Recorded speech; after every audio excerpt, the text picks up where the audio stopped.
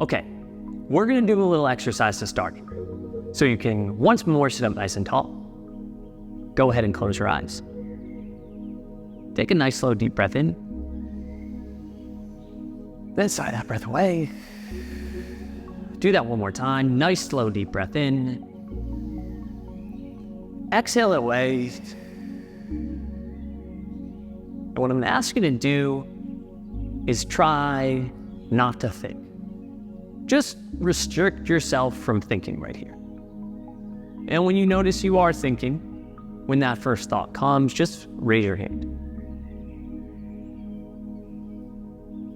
My hand is already up. Yours is probably already up or following soon after.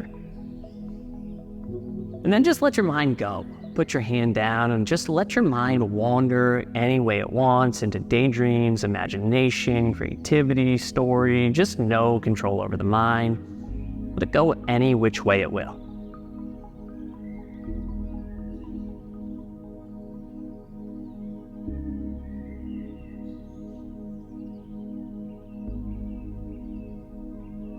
Then bring it back. One more time, try to restrict yourself from thinking. Just don't think. Of course, when a thought comes, just raise that hand. Notice how quick it took. And one more time, let your brain wander any way it wants to.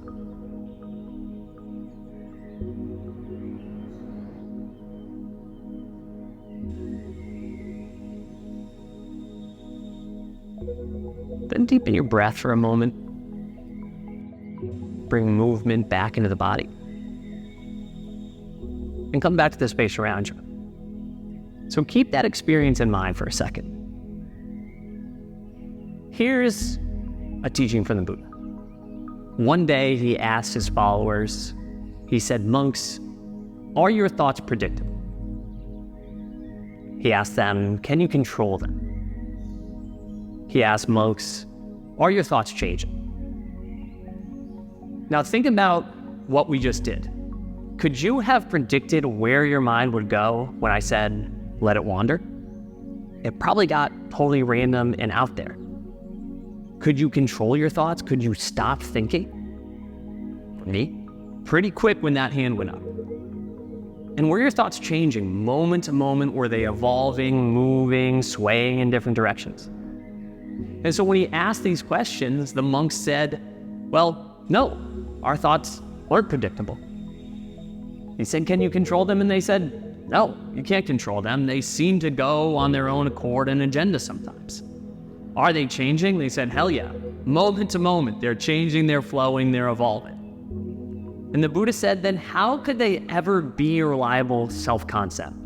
Essentially, why are you giving so much time, attention, and energy to these things that are unpredictable, uncontrollable, and always changing, sometimes contradictory? Think about it this way.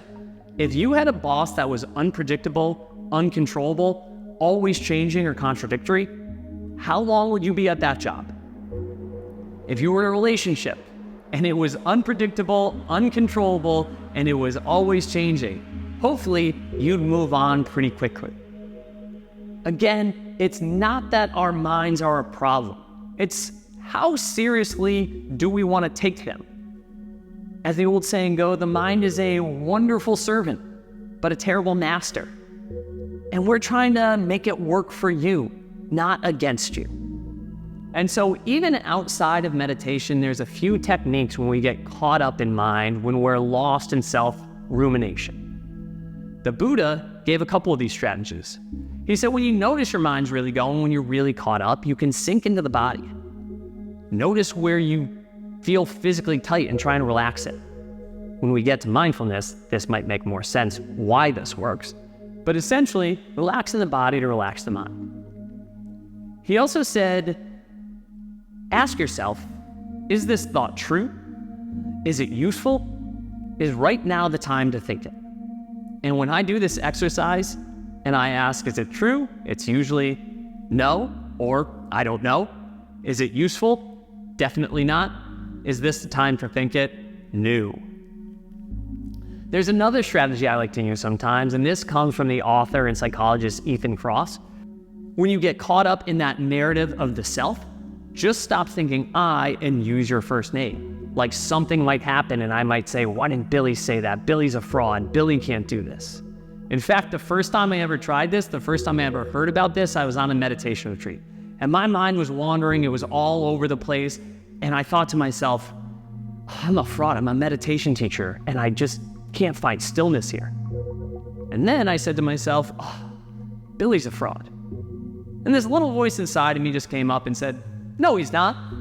I found myself being on my own side just by creating distance.